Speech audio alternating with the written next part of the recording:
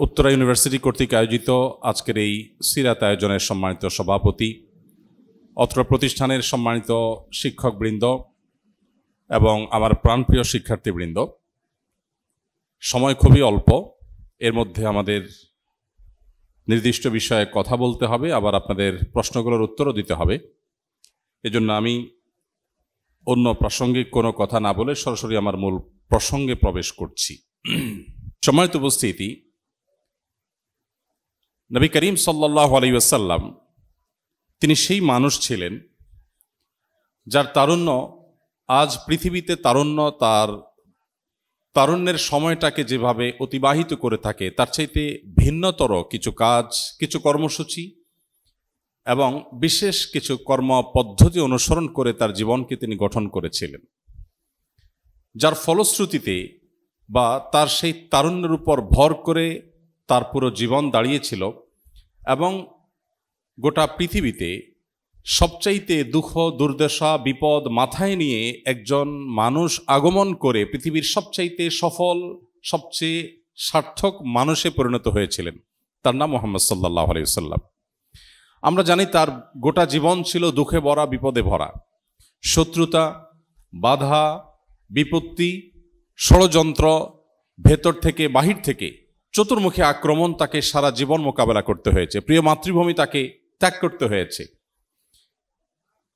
মৃত্যুর আগের দিন পর্যন্ত যাকে একের পর এক যুদ্ধ এবং আগ্রাসন চাপিয়ে দেওয়া হয়েছিল, শত সহস্র বাধার পাহাড় ডিঙ্গিয়ে টিকে থাকাটাই যেখানে দায় ছিল, আল্লাহ নবী মুহাম্মদ সাল্লাল্লাহু আলাইহি সাল্লাম সেই মানুষ যে তার এই শত সহস্র বাধা ডিঙ্গিয়ে তার যে মিশন ছিল ইসলামের আলোকে পৃথিবীর মধ্যে তুলে ধরা, ছড়িয়ে দেওয়া, সেই মিশনে তিনি পৃথিবীর ইতিহাসে সবচাইতে অল্প সময়ে নিজের মিশনকে সবচেয়ে ভালোভাবে সাকসেস করা, সাফল্যের চরম এবং পরম শেখরে পৌঁছানো মানুষগুলোর মধ্যে থেকে তিনি সবচেয়ে সেরা ছিলেন। মদিনায় মাত্র 10 বছর তিনি কাজ করবার সুযোগ পেয়েছেন এবং এই 10 বছরের মধ্যে বদর, উহুদ, খন্দক, তাবুক, একটার পর একটা যুদ্ধ, আগ্রাসন, ভেতর থেকে ইহুদিদের ষড়যন্ত্র, মুনাফিকদের ষড়যন্ত্র, বেদুইনদের ডিস্টার্ব, মক্কা থেকে মুশরিকদের যে শত্রুতা, বিদ্বেষ, যুদ্ধ বিগ্রহ, এসব কিছুর মাঝেও তার মিশনকে তিনি সাকসেস করে গেছেন। পৃথিবীর সবচেয়ে শক্তিশালী ধর্ম, পৃথিবীর সবচেয়ে বেশি মানুষ যাকে অনুসরণ করে, পৃথিবীতে সবচেয়ে বেশি সংখ্যক মানুষ যার নামে নিজের সন্তানকে নামকরণ করে, 1.5 সহস্রাব্দী পরেও পৃথিবীতে সবচেয়ে প্রাসঙ্গিক যে মানুষটি, সবচেয়ে বেশি আলোচনা হয় যাকে কেন্দ্র করে, সবচেয়ে বেশি অনুসরণ করা হয় যাকে, সবচেয়ে বেশি ফলোয়ার যার রয়েছে, যাকে কেউ কটু কথা বললে পৃথিবীর সবচেয়ে বেশি সংখ্যক মানুষ মনে আঘাত অনুভব করে, তার নাম মুহাম্মদ সাল্লাল্লাহু আলাইহি সাল্লাম। কি ছিল তার তারুণ্যে, কিভাবে তার তারুণ্যকে তিনি কাটিয়েছেন, কিভাবে তার যৌবনকে তিনি অতিবাহিত করেছেন, সে আলোচনা অনেক দীর্ঘ আলোচনার ব্যাপার। আমি শুধুমাত্র তার সেই তারুণ্যের সংক্ষিপ্ত কয়েকটি চিত্র আপনাদের সামনে তুলে ধরতে চাই। সময়ত উপস্থিতি, আজ বয়সে আমরা যারা তরুণ এবং যুবক, আমরা মনে করি এটি বোধহয় হেয়ালিপনার বয়স, এটি বোধহয় আমাদের বিনোদন, আনন্দ, আড্ডা এবং বন্ধুবান্ধবের সাথে একান্তে সময় কাটাবার বয়স। আমরা মুহাম্মদ সাল্লাল্লাহু আলাইহি সাল্লামকে দেখি, তার তারুণ্যে তিনি কর্মমুখর ছিলেন, কাজের প্রতি অত্যন্ত মনোযোগী একজন মানুষ ছিলেন। আজ আমরা যদি বিশ্ব দরবারে আবারও মাথা উঁচু করে দাঁড়াতে হয়, মুহাম্মদ সাল্লাল্লাহু আলাইহি সাল্লামকে পাঠ বরং পুনর্পাঠ করার কোনো বিকল্প পথ আমাদের সামনে খোলা নেই। আপনি পৃথিবীতে বহু সফল মানুষের গল্প শোনাতে পারবেন, শত সহস্র বাধার পাহাড় ডিঙ্গিয়ে নিজের মিশনকে সবচেয়ে অল্প সময়ে, দ্রুততম সময়ে সফল করার, অর্ধ পৃথিবীর শাসন এর সূচনা করে দেওয়ার এই কাজটি মুহাম্মদ সাল্লাল্লাহু আলাইহি সাল্লাম ছাড়া পৃথিবীতে আর কাউকে আপনি দেখাতে পারবেন না। যার জন্য মক্কার এই ছোট একটি ভূমি সংকীর্ণ হয়ে গিয়েছিল, যিনি তার প্রিয় মাতৃভূমিতে টেকাটাই যার দায় ছিল, পাও রাখবার মতো কোনো জায়গা যখন তিনি পাচ্ছিলেন না, মদিনার মানুষেরা যাকে যখন ওয়েলকাম করে মক্কা থেকে এনে মদিনায় স্থান দিয়েছিল, জায়গা দিয়েছিল, আশ্রয় দিয়েছিল, সেই মুহাম্মদ সাল্লাল্লাহু আলাইহি সাল্লাম মাত্র 10 বছরের ব্যবধানে এমন এক রাষ্ট্র, এমন এক পৃথিবীর সূচনা করে গেছেন যে অল্প কিছু সময়ের মধ্যে খোলাফায়ে রাশেদার শাসন আমলে অর্ধ পৃথিবী মুসলমানদের পদানত হয়েছে। এরকম একজন সাকসেস মানুষ, এরকম একজন সফল মানুষের তারুণ্য কিভাবে কাটিয়েছেন, আজকের তরুণদের সেই জীবনী, তার জীবনের সেই অংশ, মূল্যবান এবং সোনালী সময়গুলোকে আমাদের বারবার পাঠ করা দরকার। সময়ত উপস্থিতি, আমি যেটি বলছিলাম, আমাদের তরুণদের একটা বড় অংশ মনে করে যে তারুণ্যটাই হলো খেলতামাশা করার, আনন্দ বিনোদন করার এবং আড্ডা মারার এবং একান্তে হেয়ালিপনা করে, দুষ্টমি করে, মজা করে, সিরিয়াসনেস ছাড়া একটা লাইফ পার করার নাম। অথচ আমরা দেখি মুহাম্মদ সাল্লাল্লাহু আলাইহি সাল্লাম তার তারুণ্য থেকে অত্যন্ত সিরিয়াস ছিলেন তার কাজে কর্মে। বিশেষ করে সমাজের অর্থনীতিতে অবদান রাখবার জন্য একজন তরুণ হিসাবে আমাদের যে দারুণ ভূমিকা রাখার সুযোগ আছে তা দৃষ্টান্ত রেখেছেন মুহাম্মদ সাল্লাল্লাহু আলাইহি সাল্লাম। তিনি এবং তার আগে যত নবী রাসূল এসেছেন পৃথিবীতে, সমস্ত নবী রাসূলরাই কম বেশি রাখালির কাজ করতেন। আপনারা জানেন রাখালের কাজটা অত্যন্ত কঠিন একটি কাজ, এবং এই কাজটি মুহাম্মদ সাল্লাল্লাহু আলাইহি সাল্লামও অন্যান্য নবীদের ধারা পরম্পরা হিসেবে তিনিও কিন্তু রাখালের কাজটা করেছেন। তার তারুণ্যের গুরুত্বপূর্ণ একটা সময় গেছে রাখালি করে। পশুদের রাখালি করতে গিয়ে, বিশেষ করে ছাগল চরাবার যে কাজটি, এই কাজটি সমস্ত নবী রাসূলগণই কম বেশি করেছেন। কেন করেছেন? অনেক পশু থাকতে এই পশুর রাখালি করার দায়িত্বই আল্লাহ তাআলা নবী রাসূলদের কেন দিয়েছেন, এটা নিয়ে বহু গবেষণা আছে, বহু আলোচনা আছে, সেদিকে আমি যাচ্ছি না। শুধুমাত্র সংক্ষেপে এটুকু বলতে চাই, অন্য সমস্ত প্রাণীর চাইতে ছাগলের রাখালি করা বা ছাগল চড়ানোর কাজটা খুব কঠিন কাজ। ছাগলের নেচার হলো, যদি কেউ ছাগল চড়ায় থাকেন অথবা ছাগল চড়ানো দেখে থাকেন তাহলে অনুমান করতে পারবেন, ছাগলের নেচার হলো যে ছাগলকে আপনি যেদিকে ডাকবেন সে তার উল্টা দিকে যাবে। আপনি যদি ছাগলকে ডান দিকে টানেন তো ছাগল ধরেই নিবে সম্ভবত আমার রাজ্যের সকল দুঃখ এ ডান দিকেই আছে, সো আমার দায়িত্ব হলো বাম দিকে টানা। আপনি যদি এবার ছাগলের রায়ের সাথে, তার মতের সাথে ঐক্যমত পোষণ করে এবার আপনি বাম দিকে যেয়ে বলেন ঠিক আছে চলো তোমার দিকেই যাই, ছাগল এবার চিন্তা করবে ব্যাপার কি, এ লোক বামে কেন আসলো, তাহলে আমার ডানেই যেতে হবে। ছাগলের রাখালি করা খুব কঠিন একটা কাজ। অন্য অনেক বড় বড় পশু আছে যে পশুগুলোর রাখালি করা এত কঠিন কাজ নয়। এবং ছাগলের রাখাল যারা হন, বাংলা একটা কথাই আছে যে ছাগলের খুঁটি ধরা, ছাগল যে শক্ত করে খুঁটি ধরে এটা কিন্তু খুব কঠিন একটা ব্যাপার। যিনি রাখালির কাজটা করেন বা ছাগল চড়াবার কাজটা করেন তিনি অত্যন্ত সচেতনভাবে, সতর্কতার সাথে ছাগলের রাখালি তাকে করতে হয়। তিনি ছাগলের গলায় যে রশি আছে তার অপর প্রান্ত যে তার হাতে আছেন, তিনি যদি তেড়ামি করে, গোড়ামি করে অথবা গায়ের জোর খাটিয়ে ছাগল যখন খুঁটি ধরেছে সে যাবে না, বসে পড়েছে বা অন্যদিকে টানছে, তিনি যদি উল্টা দিকে টানতে শুরু করেন গায়ের জোরে, তাহলে ছাগল মারাও যেতে পারে, ফাঁস লেগে যেতে পারে, গলায় আহত হতে পারে, অনেক কিছু হতে পারে। একজন রাখাল সাধারণত ছাগলের গলার রশিটাকে তিনি ছাগলের সাথে তেড়ামি করে গায়ের জোরে টানতে টানতে নিয়ে যান না। আবার ছাগলের কথা শুনে ছাগল যেদিকে যায় সেদিকে যদি সে যেতে থাকে তাহলে তো কাঙ্ক্ষিত গন্তব্যে নিয়ে যাওয়া যাবে না।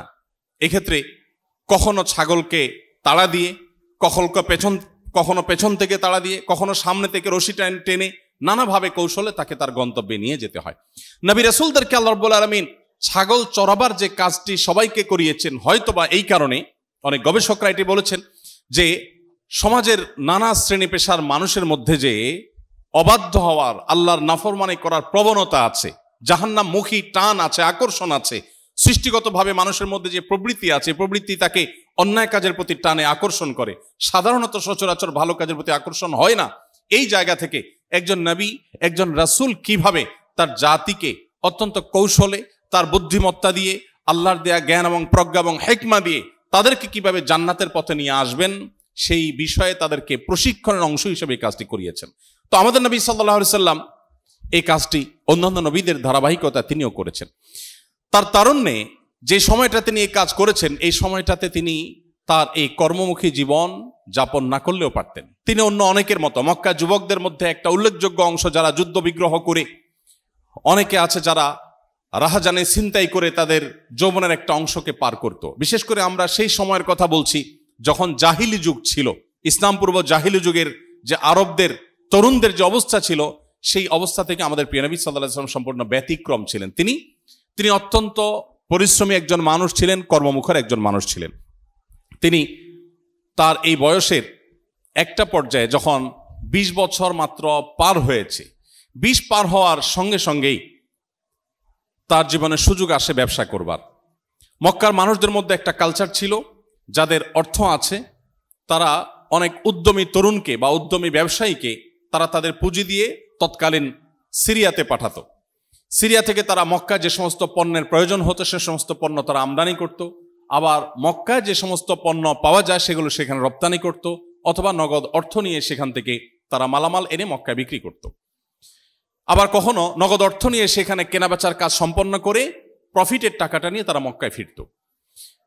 তো এরই ধারাবাহিকতায় মুহাম্মদ সাল্লাল্লাহু আলাইহি সাল্লামের বয়স যখন 20 বছর পার হলো, তারপরে খাদিজা রাদিয়াল্লাহু তাআলা আনহা ছিলেন মক্কার অভিজাত একজন নারী, অত্যন্ত ধনাঢ্য একজন নারী, যার প্রচুর সম্পদ ছিল এবং তিনি ব্যবসা করতেন। তার ব্যবসা পরিচালনার পদ্ধতি হতো, সিরিয়াতে যারা যেত তাদের কাছে তিনি টাকা দিয়ে দিতেন, তাদের কাছে তখনকার মুদ্রা দিয়ে দিলে তারা সেখানে গিয়ে ব্যবসা করতেন এবং তার প্রফিটের অংশ ভাগ খাদিজা রাদিয়াল্লাহু তাআলা আনহাকে দিতেন। মুহাম্মদ সাল্লাল্লাহু আলাইহি সাল্লাম সম্পর্কে যখন খাদিজা রাদিয়াল্লাহু তাআলা শুনতে পেলেন যে একটা তরুণ মক্কায়, যিনি বিশ্বস্ত হিসেবে সবার কাছে ব্যাপকভাবে খ্যাতি অর্জন করেছেন, তার বিশ্বস্ততা এটা ছিল তখন প্রবাদ তুল্য, তখন খাদিজা রাদিয়াল্লাহু তাআলা আনহা তাকে ব্যবসা করবার অফার দিলেন, প্রস্তাব দিলেন এবং বললেন যে আমি আপনার মাধ্যমে ব্যবসা করতে চাই। নবী করিম সাল্লাল্লাহু আলাইহি সাল্লাম এই সুযোগ হাতছাড়া করলেন না, তিনি তার দেওয়া সে পুঁজি নিয়ে সিরিয়ায় চলে গেলেন। তার সাথে ছিলেন মাইসারা নামক একজন দাস, তাকে নিয়ে নবী করিম সাল্লাল্লাহু আলাইহি সাল্লাম চলে গেছেন সিরিয়াতে। সিরিয়া গিয়ে ব্যবসা করেছেন। প্রতিমধ্যে অনেক ঘটনা ঘটেছে অলৌকিক। আমরা জানি নবীদের নবুয়ত প্রকাশের আগে এবং পরে আল্লাহ রাব্বুল আলামিন তাদের মাধ্যমে অনেক অলৌকিক বিষয় আশয় প্রকাশ ঘটান তাদের নবুয়তের প্রমাণস্বরূপ। মাইসারা সেসব প্রত্যক্ষ করেছে এবং বিশ্বস্ততার সাথে নবী সাল্লাল্লাহু আলাইহি সাল্লাম ব্যবসা বাণিজ্য করে মক্কায় ফিরে এসেছেন। তিনি ফিরে আসার পর খাদিজা রাদিয়াল্লাহু তাআলা আনহা তার সম্পর্কে মাইসারার মুখ থেকে অনেক অলৌকিক ঘটনা দেখেছেন। সেখানকার এক পাদ্রী তার সম্পর্কে একটা ভবিষ্যৎবাণী করেছেন, সে বিষয়ে উল্লেখ করেছেন। আরও তার সততা, তার নিষ্ঠার, তার আমানতদারিতা, তার পেশাদারিত্ব, এই বিষয়গুলো শুনতে পেয়ে খাদিজা রাদিয়াল্লাহু তাআলা আনহা বেশ বিস্মিত হলেন। তিনি দীর্ঘদিন ব্যবসা করছিলেন মক্কা, অন্য কোনো মানুষকে অর্থ দিয়ে তিনি এত বেশি প্রফিটের চোখ কখনো দেখেননি, মুখ কখনো দেখেননি, যত বেশি প্রফিট পেয়েছেন মুহাম্মদ সাল্লাল্লাহু আলাইহি ওয়াসাল্লামের মাধ্যমে। তিনি দেখে অবাক হয়ে গেলেন যে আগের লোকদের সাথে ব্যবসা করেছি, তারা তো আমাকে এত লাভ দেয়নি। একই প্রক্রিয়ায় ব্যবসা হয়েছে, কিন্তু এই লোক আমাকে অনেক লাভ দিয়েছে। তার মানে লোকটা বিশ্বস্ত, আমানতদার, পেশাদার, তিনি সিরিয়াস তার কাজের ব্যাপারে। তখন খাদিজা রাদিয়াল্লাহু তাআলা আনহা তারই এক বান্ধবীর মাধ্যমে মুহাম্মদ সাল্লাল্লাহু আলাইহি সাল্লামকে বিবাহের প্রস্তাব দেন। মুহাম্মদ সাল্লাল্লাহু আলাইহি সাল্লাম সে বিবাহের প্রস্তাবে সম্মতি দেন এবং তার চাচা আবু তালেব নিজে খুতবা দিয়ে সে বিবাহ সম্পন্ন করান। নবী করিম সাল্লাল্লাহু আলাইহি সাল্লামের জীবনের এই অংশটুকু আপনাদেরকে শোনাবার উদ্দেশ্য হলো, আমরা তরুণরা যারা মনে করি আমাদের এখনো কাজের বয়স হয়নি, আমাদের এখন খেলাধুলার বয়স, আনন্দ বিনোদনের বয়স, সংস্কৃতিতে ডুবে থাকার বয়স, আড্ডার মধ্যে আমাদের লেগে থাকার বয়স, আমার মনে হয় নবী করিম সাল্লাল্লাহু আলাইহি সাল্লামের এই জীবনীতে আমাদের জন্য শেখার মতো অনেক বিষয় রয়েছে, নেওয়ার মতো অনেক বিষয় রয়েছে। বিশেষ করে একজন মানুষ তার জীবনের কোনো অংশই তার কাছে মূল্যহীন হতে পারে না, তারুণ্য সবচেয়ে মূল্যবান বিষয়। নবী করিম সাল্লাল্লাহু আলাইহি সাল্লাম বলেছেন, লা তাজালু কদমা আবদিন ইয়াউমাল কিয়ামতি হাত্তা ইউসআলা আন আরবা। 4টি প্রশ্নের উত্তর দেওয়া ছাড়া কিয়ামতের দিন আল্লাহর কাছে কোনো মানুষ তার 2টি পা নাড়াতে পারবে না। 4টি কমন প্রশ্নের উত্তর সবাইকে দিতে হবে। তার মধ্যে থেকে একটি প্রশ্ন হলো ওয়ান শাবাবিহি ফিমা আবলা। তরুণরা তার তারুণ্যের সময়টাকে কিভাবে কাটিয়েছে, তার তারুণ্যের অর্জন কি, তার তারুণ্যে তিনি কতগুলো খেলায় জিতেছেন, কতগুলো ক্লাবের মেম্বার হয়েছেন, কতগুলো আড্ডা তিনি দিয়েছেন, তার বন্ধুদের সাথে কি করেছেন, এই অ্যাচিভমেন্ট আল্লাহ শুনতে চাইবেন না। আল্লাহ শুনতে চাইবেন তার তারুণ্যের এই সময়টা তিনি পাপমুক্তভাবে, অপরাধমুক্তভাবে থেকে তিনি কতটা প্রোডাক্টিভ কাজ করতে পেরেছেন, তিনি কতটা ভালো কাজ সম্পাদন করতে পেরেছেন, তিনি কতটা ভালো কাজের সূচনা করতে পেরেছেন, ভিত্তি স্থাপন করতে পেরেছেন, তার তারুণ্যের অ্যাচিভমেন্ট কি আল্লাহ আলাদা করে জিজ্ঞাসা করবেন। অথচ আমাদের সমাজে ধরেই নেওয়া হয় যে আমাদের ইবাদত বন্দেগী, আমাদের ভালো কাজ, আমাদের নামাজ রোজা, আল্লাহর সঙ্গে একান্তে কথা বলা, দোয়া করা, সামাজিক কার্যক্রম, এসব, এমনকি পরিবারের দায়িত্বভার গ্রহণ করা, বাবা মার আয় উপার্জনে তাদের সাথে প্লাস করা, তাদের সাথে সহযোগীর ভূমিকা অবতীর্ণ হওয়া। আমরা ধরেই নেই যে এগুলো পড়ালেখার পরে যখন আমি চাকরি বাকরি করব, ব্যবসা বাণিজ্য করব, বড় হবো, তখন আমি করব। আমি আমার ক্ষুদ্র জীবনের অংশ আপনাদের সঙ্গে খুব কিঞ্চিত শেয়ার করতে পারি। আমি আমার ছাত্র জীবনে দেশের মাদ্রাসার জগতের সবচেয়ে বড় মাদ্রাসা হাটহাজারী মাদ্রাসা যখন পড়াশোনা করি, তখন আমার বাবার জীবনে একটি দুঃসময় আসে। তিনি ব্যবসায়ী ছিলেন, হঠাৎ তার ব্যবসায় এমনভাবে লস হয়েছে যে তার সমস্ত পুঁজি হারিয়ে তিনি প্রায় পথে বসার দশা। আমি তখন বিলম্ব না করে সেখান থেকে মফস্বলের একটি মাদ্রাসা, যশোরের একটি মাদ্রাসায় এসে ভর্তি হই। সাধারণত হাটহাজারী মাদ্রাসা থেকে মফস্বলে কোনো মাদ্রাসায় গিয়ে ভর্তি হওয়ার নজির সাধারণত খুঁজে পাওয়া যাবে না, বাট আমি চলে এসেছি। কেন এসেছি? আমার বাবাকে হেল্প করতে হবে, অর্থনৈতিকভাবে তাকে সাপোর্ট দিতে হবে। আমি সেখানে এসে যশোর যুব প্রশিক্ষণ কেন্দ্রে ইমামতির দায়িত্ব নিয়েছি এবং সেখানে কোরআন পাঠদানের শিক্ষকতার দায়িত্ব নিয়েছি। এই দায়িত্ব পালন যখন আমি করি, তখন আমার বয়স অনেক কম। আমার বয়স তখন 17 কি 18 এরকম হবে। এরকম বয়সে আমি সেখানে এসে এই দায়িত্ব পালন করে, আরো কম হবে, বোধহয় 16 কি 17 হবে। আমি এই দায়িত্ব পালন করে প্রতি মাসে উপার্জন করে বাবাকে আমার সে উপার্জনের সবটুকুন টাকা তুলে দিতাম। তখন আমি যে বেতন পেতাম, সম্ভবত 600 টাকা বেতন পেতাম। আমার মনে পড়ে আমার জীবনে 4 বছর আমি সেখানে দায়িত্ব পালন করেছি, 600 টাকা থেকে 6 টাকা কোনোদিন আমি কেটে রাখিনি। 600 টাকার সবটুকুন টাকা বাবার হাতে তুলে দিতাম। উদ্দেশ্য ছিল যে বাবার যাতে চলতে একটু সহজ হয়, সুবিধা হয়, তার জন্য সাপোর্ট হয়। আমি নিজে কষ্ট করে চলতাম এবং 3 থেকে 4 কিলোমিটার বাইসাইকেল রান করে ক্লাস করতাম, যেতাম। এবং এই সময়ের মধ্যে, 4 বছরের মধ্যে আমার জীবনের ছাত্র জীবনের সবচেয়ে সাফল্য, কওমি মাদ্রাসা শিক্ষা বোর্ডের অধীনে 10 stand, 3rd stand, 2nd stand, সারা দেশের সব কওমি মাদ্রাসাগুলোর একটাই বোর্ড, আপনারা জানেন। সে বোর্ডে 10ম স্থান, 3য় স্থান এবং 2য় স্থান এবং সর্বশেষ এসে 1ম স্থান ইফতাতে।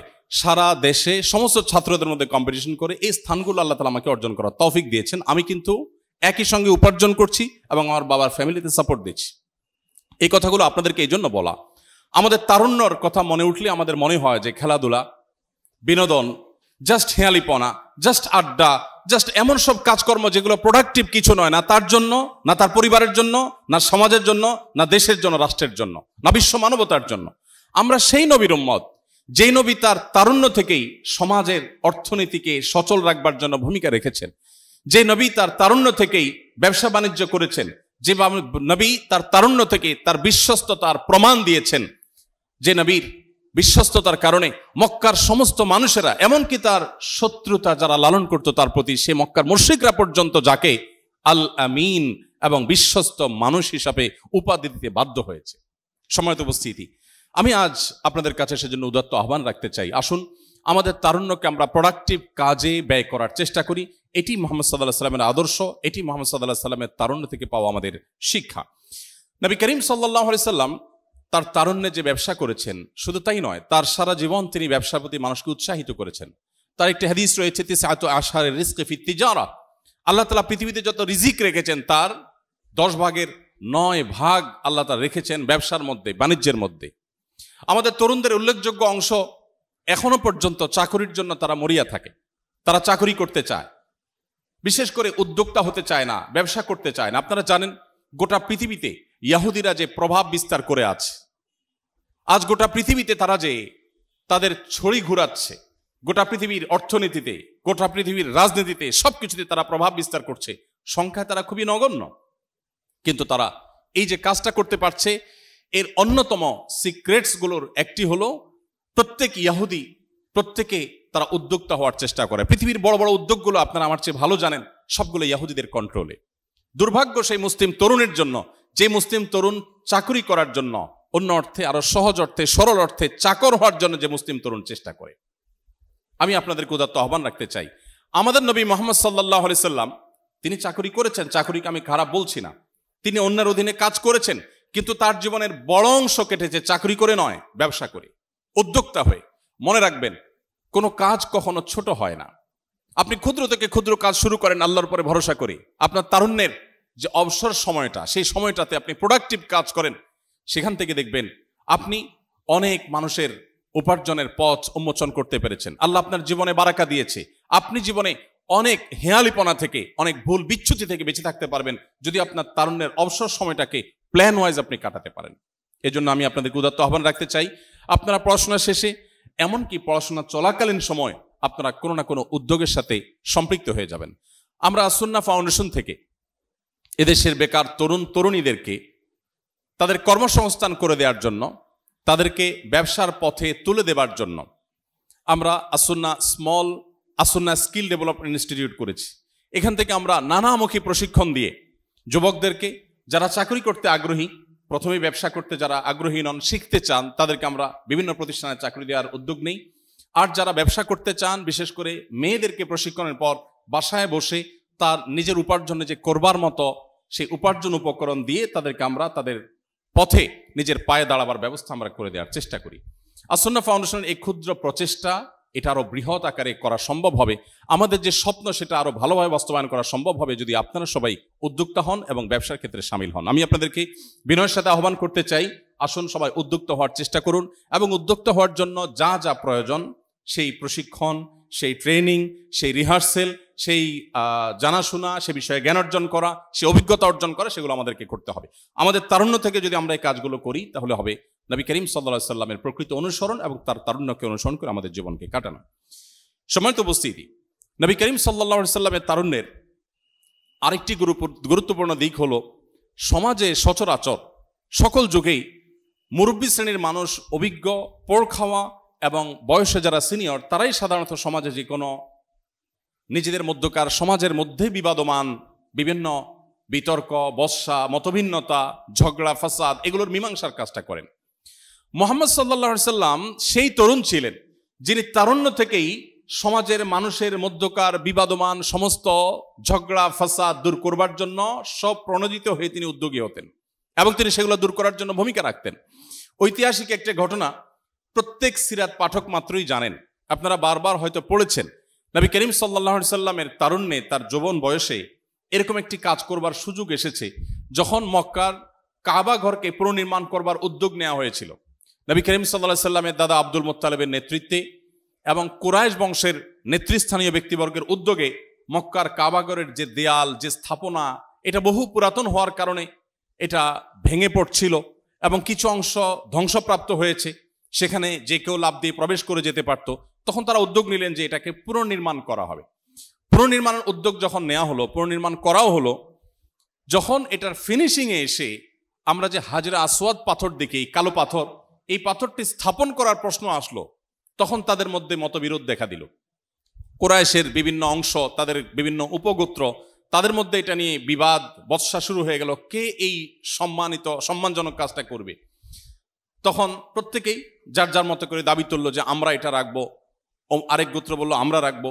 এই যে একটা বিবাদ শুরু হয়ে গেল, কোনোভাবে এটাকে মীমাংসা করা যাচ্ছিল না। আপনারা জানেন সেই সময়ের আরবের মানুষেরা সামান্য একটু ওটের পানি খাওয়াকে কেন্দ্র করে, যে একটা কুয়া থেকে কার ওট আগে পানি খাবে, কার ওট পরে পানি পান করবে, জাস্ট এই ছোট্ট বিষয়কে কেন্দ্র করে তারা যুদ্ধে লিপ্ত হয়ে যেত এবং যুগ যুগ ধরে, প্রজন্মের পর প্রজন্ম তারা সেই যুদ্ধকে ধরে রাখত। সেই সময়ে মক্কার হাজরা আসওয়াদ, কাবার হাজরা আসওয়াদ পাথরে, কালো পাথর স্থাপন করাকে ঘিরে যে বিবাদ তৈরি হলো, সে বিবাদ যখন মীমাংসা করা যাচ্ছিল না, তখন আশঙ্কা হলো যে একটা মহাযুদ্ধ তাদের মধ্যে চালু হবে, শুরু হবে, যেটা হয়তো যুগ যুগ ধরে, বংশকে বংশ ধরে, প্রজন্মের পর প্রজন্ম সেটা টেনে যেতে হবে। এরকম কঠিন সময়ে তারা সিদ্ধান্ত নিল, ঠিক আছে, আমরা যেহেতু বিবাদমান পরিস্থিতিতে কোনো ঐক্যমতে পৌঁছতে পারছি না, আমরা এমন এক ব্যক্তির মীমাংসাকে সবাই মেনে নিব, আমরা একমত হই, যে ব্যক্তি আজ আমাদের এই আলোচনার পর সবার আগে কাবা ঘরে এসে প্রবেশ করবে। আল্লাহ রাব্বুল আলামিনের ইশারা ছিল নবী করিম সাল্লাল্লাহু আলাইহি সাল্লাম বিশ্বকে নেতৃত্ব দিবেন, তার আদর্শ পৃথিবীর সবচেয়ে শক্তিশালী আদর্শ হবে, তার অনুসারী পৃথিবীর সবচেয়ে বেশি হবে, তিনি পৃথিবীতে সবচেয়ে বেশি সময় ধরে অমর থাকবেন। এরকম একজন মহামানবকে আল্লাহ রাব্বুল আলামিন তার তারুণ্য থেকেই সমাজে বিবাদমান বিভিন্ন ঝগড়া ফাসাদের, বিভিন্ন বিবাদমান যে মতপার্থক্যগুলো আছে সেগুলোকে মীমাংসা কাজে ব্যবহার করবেন। আল্লাহ তাআলা তার রাসূল মুহাম্মদ সাল্লাল্লাহু আলাইহি সাল্লাম, তরুণ মুহাম্মদ সাল্লাল্লাহু আলাইহি সাল্লামকে মসজিদে প্রবেশ করলেন। তখনও তিনি নবুয়তের দায়িত্ব বুঝে পাননি। তিনি যখন মসজিদে প্রবেশ করেছেন, সবার আগে সবাই খুশি হয়ে গেল যে এমন একটা লোক আজ সবার আগে মসজিদে প্রবেশ করেছে, যে লোকটার বিশ্বস্ততা নিয়ে, তার আন্তরিকতা নিয়ে, তার আমানতদারিতা নিয়ে, তার পেশাদারিত্ব নিয়ে, তার ভালো মানুষ হওয়া নিয়ে আমাদের কারোর কোনো দ্বিমত নেই, সবাই খুশি হয়ে গেছে। তারপর মুহাম্মদ সাল্লাল্লাহু আলাইহি ওয়াসাল্লামকে তারা বলল যে আমাদের মধ্যকার এই বিবাদকে কিভাবে মীমাংসা করা যায়, আপনি সমাধান দিন। নবী করিম সাল্লাল্লাহু আলাইহি ওয়াসাল্লাম বললেন, একটি চাদর আপনারা আমাকে দিন। তখন একটি চাদর দেয়া হলো। নবী সাল্লাল্লাহু আলাইহি ওয়াসাল্লাম সেই চাদরের কালো পাথরটাকে তুলে ধরলেন, তুলে ধরে বললেন যে আপনারা যতগুলো গোত্র ক্যান্ডিডেট আছেন, যে পাথরটাকে আপনারা স্থাপন করতে চান, সবাই এই চাদরের চারপাশ ধরে এটাকে উত্তোলন করে যেই বরাবরে যেই লেভেলে এনে এটাকে স্থাপন করতে হবে সে পর্যন্ত আপনারা নিয়ে আসেন। তখন বিবাদমান সব গোত্রগুলো চাদরের চারপাশ ধরে সেটাকে উত্তোলন করলো।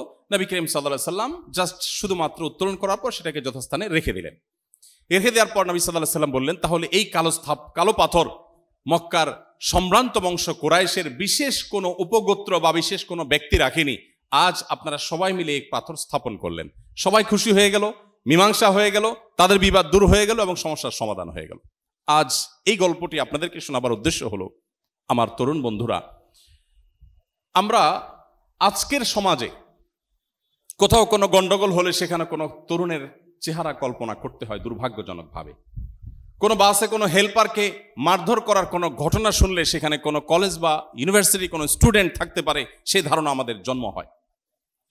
কোথাও কোনো গন্ডগোল ফাসাদ হলে সেখানে সমাজের অন্য বয়সীদের তো বটেই, তরুণদের সেখানে অন্তর্ভুক্তির বিষয়টি আমাদের সামনে ফুটে ওঠে। মাস্তানি করা, গায়ের জোর দেখানো, ঝগড়া ফাসাদ সৃষ্টি করা, এরকম একটা আবহ আমাদের সমাজের তরুণদের একটা অংশকে আমরা দেখি তারা সৃষ্টি করে। মুহাম্মদ সাল্লাল্লাহু আলাইহি সাল্লামের অনুসারী হিসাবে অ্যাজ এ মুসলিম আমরা যদি সমাজে বরং যে কোনো বিবাদকে মীমাংসা করবার জন্য, যে কোনো বিবাদকে দূর করবার জন্য আমরা যদি উদ্যোগী হই, তবেই হবে সেটি হবে নবী করিম সাল্লাল্লাহু আলাইহি সাল্লামের প্রকৃত অনুসরণ। আল্লাহ তাআলা আমাদের সবাইকে সেই তৌফিক দান করুন। নবী করিম সাল্লাল্লাহু আলাইহি সাল্লামের তারুণ্যের আরো দু একটি দিক আমি তুলে ধরতে চাই। নবী করিম সাল্লাল্লাহু আলাইহি ওয়াসাল্লাম তিনি তার তারুণ্যকে সবসময় চেষ্টা করতেন সকল প্রকার কলুষ থেকে মুক্ত রাখবার। আমাদের সমাজে অঘোষিতভাবে এটা স্টাবলিশড হয়ে গেছে যে তারুণ্য এটা ইবাদতের জন্য উপযুক্ত বয়স নয়। কোনো তরুণ যদি নামাজ কালাম পড়া ধরে, কোনো তরুণ যদি দাড়ি রাখে, কোনো তরুণী যদি হিজাব করে, কোনো তরুণী যদি শালীন পোশাক পরিধান করে, কোনো তরুণ যদি ভালো কোনো কাজ করে, সমাজের মানুষ অনেকটা অবাক হয়ে যায়, খোদ বাবা মা অবাক হয়ে যায়। ব্যাপার কি, এই বয়সে এসব কি দরকার? তার মানে হলো এই বয়সটা হলো পাগলামি করার, এই বয়সটা হলো উন্মাদনার, এই বয়সটা হলো হেয়ালিপনার, এই বয়সটা হলো উচ্ছৃঙ্খলতার, এই বয়সটা হলো যত সব অন্যায়, অবিচার, অত্যাচার, এ সমস্ত কাজের হবে। কখন? যখন আসলে আর খারাপ কাজ করার কোনো শক্তি থাকবে না। রিটায়ারমেন্টের পরে, বৃদ্ধ হওয়ার পর, তখন তসবিহ নিয়ে মসজিদে বসে যেতে হবে, অথবা তবলিগের চিল্লায় চলে যেতে হবে, কোনো পীরের মুরিদ হইতে হবে, মসজিদে গিয়ে বসে থাকতে হবে। মসজিদের মুয়াজ্জিন খাদেম তারা ঠেলে বের করবে, চাচা বাসায় যাবেন না। ওই বয়সটাকে আমরা রেখে দিয়েছি ইবাদত বন্দেগীর জন্য। খুবই দুর্ভাগ্য। আমি আবারও সেই হাদিস রিপিট করতে চাই। প্রিয় নবী সাল্লাল্লাহু আলাইহি সাল্লাম বলেছেন, যৌবনকালে আপনি কি করেছেন, এই প্রশ্নের উত্তর আপনাকে আলাদা করে আল্লাহ তাআলা জানতে চাইবেন এবং এই প্রশ্নের উত্তর আপনাকে দিতে হবে।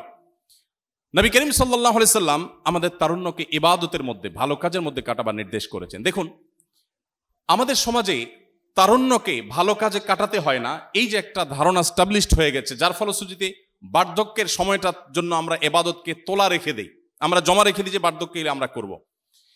যারা নিজের ইবাদত এবং ভালো কাজকে বার্ধক্যের জন্য তোলা রেখে দিয়েছেন, আপনাদেরকে আমি বলতে চাই, সেই সময়টাতে আপনার তারুণ্যে করা বিভিন্ন অপরাধ, বিভিন্ন অন্যায়, বিভিন্ন অবিচার, কখনো কোনো রিকশাওয়ালার উপরে হামলে পড়েছেন দু চার বন্ধু মিলে, তারুণ্যের উচ্ছলতার কারণে কখনো কোথাও মাস্তানি করে অবিচার করেছেন, কাউকে গালমন্দ করেছেন, কখনো হেয়ালিপনা করে কোনো অশ্লীলতায় গা ডুবিয়েছেন। আপনি যে বয়সে এসে ভালো কাজ করতে চাইবেন, ইবাদত করতে চাইবেন, সেই বয়সে আপনার সেই চিত্রগুলো সব চোখের সামনে ভেসে উঠবে। আপনি একটা সময় প্রচণ্ড খারাপ মানুষ ছিলেন, আপনি অনেক অন্যায় অবিচার করেছেন, আপনি অনেক নোংরামতে জড়িয়েছিলেন, এই বিষয়গুলো আপনাকে তাড়িয়ে বেড়াবে। অপরাধবোধের এই অদৃশ্য দাহন আপনাকে জ্বালাতে থাকবে। আপনি মানুষের চোখে ফেরেশতা হয়ে যেতে পারেন, হাজী সাহেব হয়ে যেতে পারেন, মসজিদ কমিটির সেক্রেটারি সভাপতি সাহেব হয়ে যেতে পারেন, কিন্তু দিন শেষে আপনার নিজের ভেতর থেকে আপনাকে বলবে, আমি তো মেয়েদেরকে টিজ করতাম বন্ধুদের সাথে, আমি তো অন্যের প্রাইভেসিকে হরণ করতাম, আমি তো অনেক নোংরামি নষ্টামির সাথে জড়িয়েছিলাম, আমি অনেক মাস্তানি মাতবরি করে নিরীহ মানুষের উপরে জুলুম করেছিলাম, আমি মিথ্যাচারে ডুবেছিলাম, আমি অন্যায় অশ্লীলতায় ডুবেছিলাম। সেই চিত্রগুলো যখন আপনার চোখের সামনে ভেসে উঠবে, তখন আপনার বার্ধক্যের কোনো ইবাদত আপনাকে তৃপ্তি দিবে না, কোনো সেজদা আপনার পরিতৃপ্তি আনবে না, কোনো ভালো কাজ আপনাকে তৃপ্ত করবে না, আপনার শত শত হাজার হাজার লক্ষ লক্ষ টাকার দান আপনাকে কখনো তৃপ্তি এনে দিবে না। এজন্য ভালো কাজের বয়স বার্ধক্য নয়, বরং তারুণ্য। নবী করিম সাল্লাল্লাহু আলাইহি সাল্লামের সেই হাদিসটি আপনারা নিশ্চয়ই জানেন।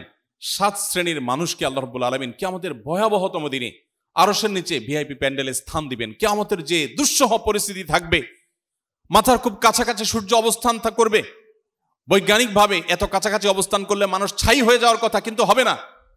আখিরাতের সেই জগৎটা ডিফারেন্ট হবে। মানুষকে আল্লাহ তাআলা এমনভাবে সৃষ্টি করে মানুষের মরণ বলতে কিছু থাকবে না, জাস্ট আযাব হবে, শাস্তি হবে। সেই ভয়াবহ দুঃসহ পরিস্থিতিতে আল্লাহ তাআলা আরশের নিচে যাদেরকে ছায়া দিবেন, সেই 7 শ্রেণী মানুষের মধ্যে এক শ্রেণী হলো শাবুন নাশা ফি ইবাদাতিল্লাহ, সেই তরুণ যে তরুণ তার তারুণ্যকে আল্লাহর ইবাদতে কাটিয়েছে।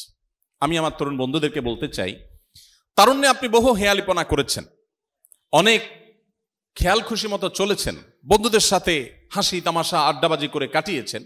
সালহাতু সঙ্গে বুদিদিল খারাস আজ মুদে এক জামানা খাকে বাস। ফার্সি ভাষার একজন কবির একটা কবিতার অংশ আমি পাঠ করলাম। তিনি বলেছেন, বহুকাল তো পাথর হয়ে কাটিয়েছ, কিছু সময়ের জন্য একটু মাটি হয়ে দেখো। পাথর হওয়ার কি অনুভূতি, সেটা তুমি অনেক ট্রাই করেছ। একটু মাটি হওয়ার, বিনীত হওয়ার, বিনয়ী হওয়ার, ভালো মানুষ হওয়ার, আল্লাহর ইবাদত গুজার বান্দা হওয়ার আলাদা একটা তৃপ্তি আছে, অবর্ণনীয় স্বাদ আছে। তুমি সেই তৃপ্তি কিছু সময়ের জন্য হল অনুভব করে দেখো। আমি আপনাদেরকে আহ্বান করতে চাই, আসুন তারুণ্যকে আমরা ভালো কাজের মধ্য দিয়ে সাজাই। আমার তারুণ্য হবে মানব সেবামূলক কাজে দাঁড়ায়, আমার তারুণ্য হবে আমার বাবার অর্থনীতিতে অংশগ্রহণ করে সাপোর্ট করার, আমার তারুণ্য হবে সমাজ এবং রাষ্ট্রে ভূমিকা রাখার, যেভাবে আমাদের বৈষম্য বিরোধী ছাত্র আন্দোলনের সময় আমাদের তরুণরা দেখিয়েছে। ঠিক সেভাবে জাতির সকল কল্যাণ কাজে তরুণদের ভূমিকা থাকবে সবার আগে। তরুণরা তাদের সমস্ত ভালো কাজকে তোলা রেখে দিবে বার্ধক্যের জন্য, এটা কখনো যথাযথ হতে পারে না। অন্তত মুহাম্মদ সাল্লাল্লাহু আলাইহি সাল্লামের মতো সর্বকালের সবচেয়ে সফল মানুষ, সর্বকালের সবচেয়ে দ্রুততম সময়ে নিজের মিশনকে সবচেয়ে সাফল্যের চূড়ান্ত শিখরে পৌঁছানো মানুষটা, তার একজন অনুসারী হিসাবে আপনার তারুণ্যকে আপনি হেয়ালিপনার মধ্যে কাটাবেন, এটা হতে পারে না। এই জন্য আসুন 5 ওয়াক্ত নামাজ আপনি একজন তরুণ, একজন তরুণী হিসাবে জীবনে কখনো ছাড়বেন না। মনে রাখবেন, তরুণ বয়সে যে নামাজ ছেড়ে দিয়েছেন, এর জন্য আল্লাহ তাআলা ছাড় দিবেন না। আপনি বার্ধক্যে গিয়ে নামাজ পড়েছেন কি পড়েছেন না, তার চেয়ে বড় প্রশ্ন হবে তারুণ্যে তুমি নামাজ পড়েছো কিনা। ডক্টর খন্দকার আব্দুল্লাহ জাহাঙ্গীর রহমতুল্লাহি আলাইহি এই বিষয়কে খুব বেশি উৎসাহ দিতেন। স্যার বলতেন, তার কথা তিনি বলতেন যে আমার মতো দাড়ি পাকা বুড়ো মানুষ আমি তাহাজ্জুদ পড়ে আল্লাহর তত বেশি প্রিয় পাত্র হতে পারবো না, তোমরা তরুণরা 5 ওয়াক্ত নামাজ টাইমলি পড়ে আল্লাহর যতটা প্রিয় পাত্র হতে পারবে। এজন্য আমরা চেষ্টা করবো তো ইনশাআল্লাহ।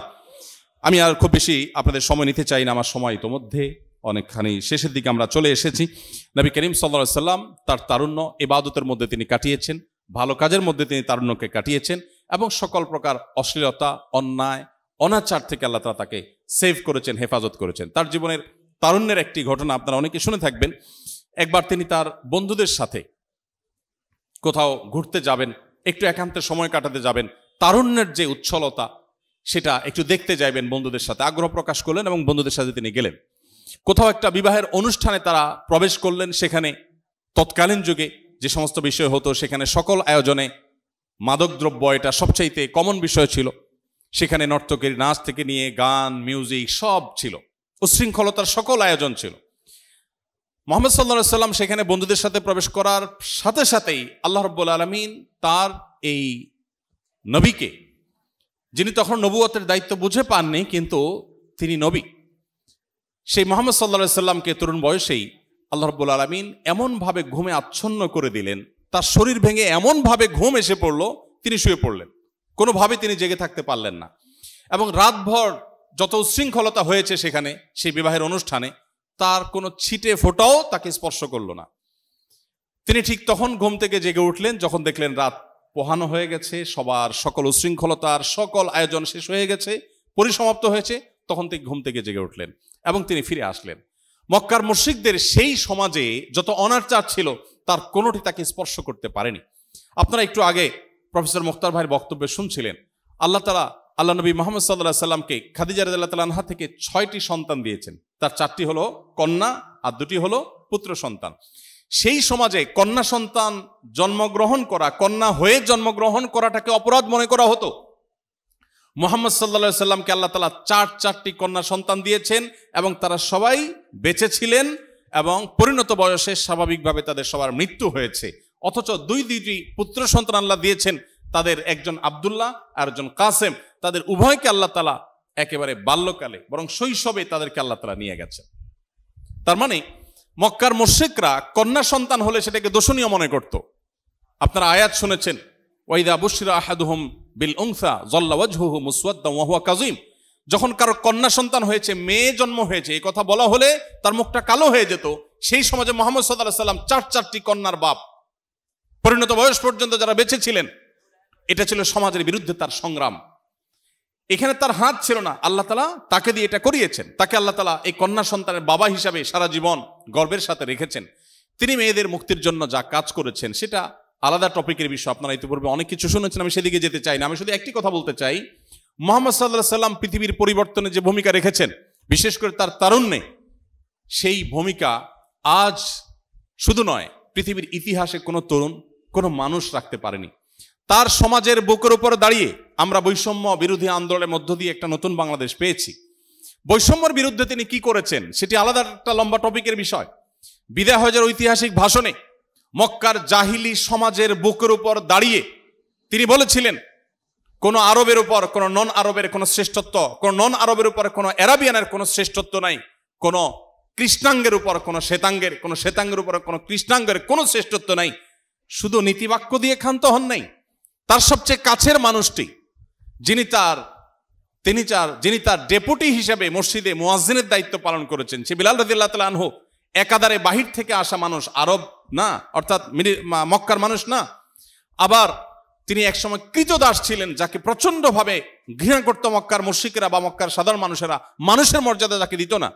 এবং সেই সাথে তিনি ছিলেন একই সঙ্গে কৃষ্ণাঙ্গ, আবার দাস ছিলেন, আবার বাহির থেকে আগত ছিলেন। এতগুলো নেগেটিভ বিষয় থাকা সত্ত্বেও নবী করিম সাল্লাল্লাহু আলাইহি সাল্লাম তাকে তার মুয়াজ্জিন হিসাবে নিয়োগ দিয়েছেন। সম্মানিত ভাইরা, আজ পৃথিবীতে বহু অধিকারের কথা আপনারা শুনবেন, বিশেষ করে পশ্চিমা পৃথিবী থেকে অনবরত আমাদেরকে মানুষের অধিকারের বিভিন্ন বিষয় নিয়ে, সমাজের বিভিন্ন অধিকার নিয়ে তারা সোচ্চার থাকে, সরব থাকে, আমাদেরকেও জাগ্রত করবার চেষ্টা করে। অ্যাজ এ মুসলিম আপনার এটা জানা দরকার, আপনি যে নবী মুহাম্মদ সাল্লাল্লাহু আলাইহি সাল্লামের উম্মত, সে নবী মুহাম্মদ সাল্লাল্লাহু আলাইহি সাল্লাম যখন মানুষের অধিকার নিয়ে কাজ করেছেন, নারীদের অধিকারকে প্রতিষ্ঠা করে গেছেন, আজকের অধিকারের কথা বলা মানুষরা, তারা তো দূরের কথা, তাদের এই সমস্ত আইডিওলজির যারা প্রতিষ্ঠাতা, তাদের কারোর জন্ম তখন হয়নি।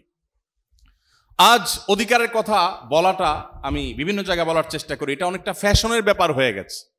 মানুষের অধিকার নিয়ে সোচ্চার মানবাধিকার কর্মী মানে বলার মতো একটা কাজ, সবার কাছে খুব সমীহ পাওয়া যায়, শ্রদ্ধা পাওয়া যায়, ভক্তি পাওয়া যায়। লোকটা মানবাধিকার কর্মী, লোকটা সমাজ কর্মী, লোকটা মানবাধিকার নিয়ে কাজ করে। এটি 2024 পৃথিবীতে অনেক সহজ। আপনি মুহাম্মদ সাল্লাল্লাহু আলাইহি সাল্লামকে যদি মূল্যায়ন করতে হয়, তার সিরাত যদি অধ্যয়ন করে তার সম্পর্কে প্রকৃত অর্থে তার অবস্থান যদি আপনাকে মূল্যায়ন করতে হয়, তাহলে আপনাকে ফিরে যেতে হবে 1450 বছর আগের পৃথিবীতে।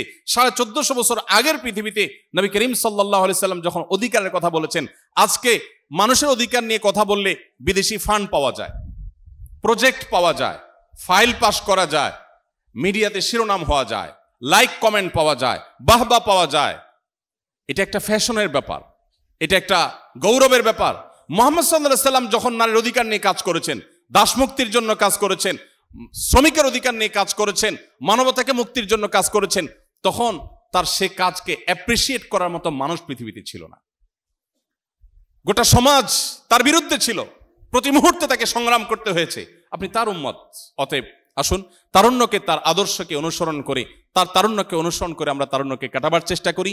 তবে আমরা আবারও পৃথিবীর সে নেতৃত্বের আসনে যেতে পারবো।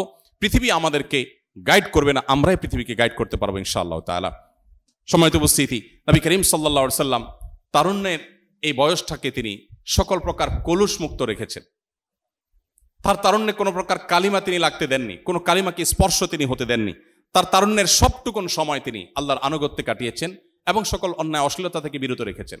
আমি আপনাদেরকে বিশেষ করে নবী সাল্লাল্লাহু আলাইহি সাল্লামের এই অধ্যায়টাতে আপনাদের মনোযোগ আকর্ষণ করতে চাই। এখন তরুণ তরুণীদের তাদের চরিত্রকে ধ্বংস করবার জন্য গোটা বিশ্বের উন্নত পৃথিবীর বিশেষ করে অনেক সভ্যতা সমাজের নানামুখী আয়োজন আছে, নানামুখী প্রজেক্ট আছে। একজন মুসলিম হিসাবে আপনার বিষয়গুলোতে সতর্ক থাকতে হবে, সচেতন থাকতে হবে। গোটা পৃথিবী আপনাকে বলবে ভোগের কথা, একমাত্র ইসলাম আপনাকে বলবে ত্যাগের কথা। গোটা পৃথিবী বলবে আপনার যৌবনকে আপনি এনজয় করেন, আপনি যৌবনের উচ্ছলতায় হারিয়ে যান, আপনি ভোগ করেন। ইসলাম আপনাকে বলবে আপনি কন্ট্রোল করেন, আপনি নিজেকে নিয়ন্ত্রণ করেন। নবী করিম সাল্লাল্লাহু আলাইহি সাল্লাম তার তারুণ্যকে এইভাবে তিনি সংরক্ষণ করেছেন। এজন্য আপনাদের তারুণ্যে যেন কালিমা না লাগে।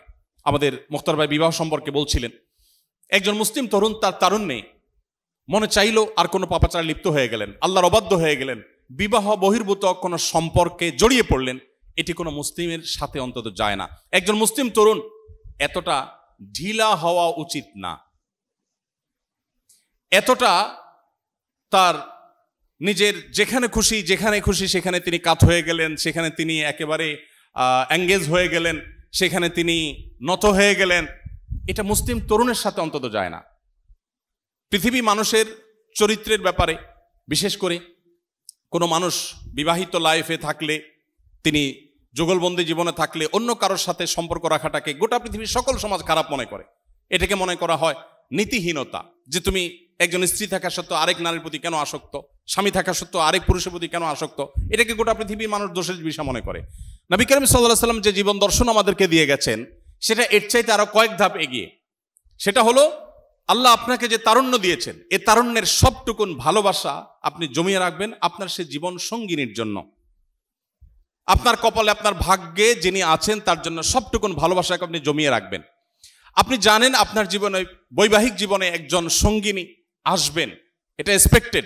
কিন্তু আপনি এখন থেকে যদি কোথাও প্রেমের নামে অবৈধ সম্পর্ক করেন, অবৈধ রিলেশন করেন, হারাম সম্পর্ক স্থাপন করেন, তাহলে দিন শেষে আপনি কিন্তু আপনার সেই হবু স্ত্রীর সাথে বিশ্বাসঘাতকতা করলেন। একজন নারী হিসাবে আপনি যদি কোনো ছেলের সাথে অবৈধ সম্পর্ক করেন জাস্ট সময় কাটানোর জন্য, জাস্ট টাইম পাস করার জন্য, তাহলে আপনি আপনার সে হবু স্বামীর সাথে বেঈমানি করলেন, আপনি তার সাথে বিশ্বাসঘাতকতা করলেন। ইসলাম আজকের পৃথিবী যেরকম বৈবাহিক জীবনে অন্য কারোর সাথে রিলেশনকে খারাপ ভাবে দেখে, ইসলাম তার চাইতে আগে থেকে আমাদেরকে এ ধরনের অনাচার থেকে, এ ধরনের হারাম সম্পর্ক থেকে বেঁচে থাকতে বলে। যেই যুবক তার তারুণ্যকে, তার যৌবনের চাহিদাকে কন্ট্রোল করতে পারে না, নিয়ন্ত্রণ করতে পারে না, তার চরিত্রকে হেফাজত করতে পারে না, তার সম্ভ্রমকে সংরক্ষণ করতে পারে না, এই যুবক আব্দুল্লাহ ইবনে ওমরের উত্তরসূরি হতে পারে না, এই যুবক ওমর রাদিয়াল্লাহু তাআলার উত্তরসূরি হতে পারে না, এই যুবক মুহাম্মদ সাল্লাল্লাহু আলাইহি ওয়াসাল্লামের অনুসারী হতে পারে না, এই যুবক কখনো আব্দুল্লাহ ইবনে মাসউদের অনুসারী হতে পারে না, এই যুবক সেই সকল সাহাবীদের অনুসারী হতে পারে না যেই সাহাবীরা মক্কার যাযাবর থেকে অর্ধ পৃথিবীর বাদশাহী করেছেন। আপনি তাদের অনুসারী, তাদের সেই নবীর উম্মত যে নবী তার যৌবনকে হেফাজত করেছেন এবং হেফাজত রাখতে বলেছেন। অতএব এই সংগ্রামে আমাদেরকে জিততে হবে এবং জয়ী হতে হবে। আল্লাহ তাআলা আমাদের সবাইকে সেই তৌফিক দান করুন। সম্মানিত উপস্থিতি, আমার নির্দিষ্ট সময় পার হয়ে গেছে, এবার নামাজের সময় হয়ে গেছে। আপনাদের প্রশ্ন স্পর্শ করা আমার সুযোগ হয় নাই, অতএব আমরা এখানে সমাপ্ত করছি, যেহেতু আমাদের জোহর নামাজ পড়তে হবে। প্রশ্ন উত্তর দেওয়ার প্রবল আকাঙ্ক্ষা, আগ্রহ আমার ছিল, কিন্তু সময় আমাকে সেটা সায় দেয়নি। আমার বক্তব্য রাখার কথা ছিল 11:10 থেকে। আমি সাধারণ অনুষ্ঠানে আমার নির্দিষ্ট সময়ের আগেই প্রবেশ করি, আজকেও সেটা করেছি, কিন্তু আমি 1.5 ঘন্টা পরে স্লট পেয়েছি, যার কারণে প্রশ্ন উত্তর আমি দিতে পারলাম না। আমি দুঃখ প্রকাশ করছি। ইনশাআল্লাহ বিদিনিল্লাহ যদি সুযোগ থাকে ইনশাআল্লাহ কখনো আমি দেওয়ার চেষ্টা করব। আল্লাহ তাআলা আমাদের সবাইকে উপকারী যে কথাগুলো আমরা শুনলাম সেগুলো অনুযায়ী আমল করার তৌফিক দান করুন। আমি যদি ভালো কিছু বলে থাকি আল্লাহর তরফ থেকে, নিশ্চয়ই সেগুলো আপনারা আমল করার চেষ্টা করবেন। আর ভুল করে কিছু বলে থাকলে সেটি আমার এবং শয়তানের তরফ থেকে। আবারও উত্তরা ইউনিভার্সিটিকে বিশেষভাবে ধন্যবাদ জানাই, ইউনিভার্সিটি প্রশাসনকে, কর্তৃপক্ষকে, ভিসি মহোদয় সহ, প্রভিসি, প্রক্টর এবং ডিন সহ অন্যান্য রেজিস্ট্রার মহোদয় সহ সকল শিক্ষক এবং শিক্ষার্থীদেরকে আমি বিশেষভাবে ধন্যবাদ জানাই। আর স্পেশাল থ্যাঙ্কস জানাই সে সকল তরুণদের, সে সকল আমাদের শিক্ষার্থী ভাইদের যাদের অক্লান্ত পরিশ্রমে এই প্রোগ্রামটি পর্যন্ত এসেছে। আমি জানি একটা ইউনিভার্সিটিতে এই ধরনের প্রোগ্রাম আয়োজন করার পেছনে নেপথ্যের নায়কের ভূমিকা অনেক তরুণরা থাকেন। আল্লাহ তাআলা সেই তরুণদেরকে দিনের জন্য, ইসলামের জন্য, বিশ্ব মানবতার জন্য, আমাদের প্রিয় স্বদেশের জন্য অগ্রণী ভূমিকা পালন করার মতো মানুষ হওয়ার তৌফিক তাদেরকে দান করুন। সেই দোয়া ব্যক্ত করে শেষ করছি। আসসালামু আলাইকুম ওয়া রাহমাতুল্লাহ।